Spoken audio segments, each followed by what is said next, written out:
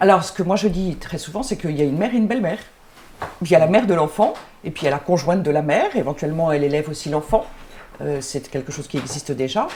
Mais c'est ce qu'on appelle une mère et une belle-mère. Et prétendre qu'il y a deux mères, et faire croire, c'est ce qu'ils essayent de dire, si, il y a bien deux mères, parce qu'elles ont toutes les deux eu la volonté d'avoir cet enfant. Alors d'abord, le fameux projet parental, l'enfant, il est effacé, on n'en parle plus. On s'intéresse qu'aux parents, c'est quand même très révélateur.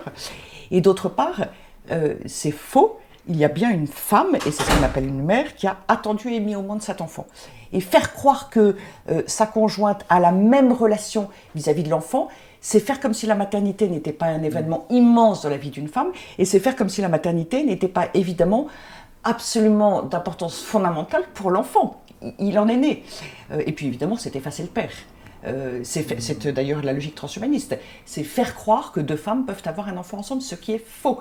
Et j'en reviens à ce rapport Turenne, il dit, lui, il emploie l'expression de dépasser les limites biologiques.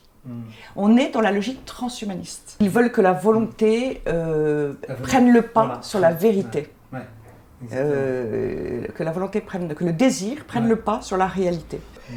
En fait, dès lors qu'on est dans l'irréel, on est dans la fiction, on change de paradigme à beaucoup d'égards et avec des conséquences en cascade absolument stupéfiantes. C'est inouï, malheureusement, ce sujet de la PMA sans père.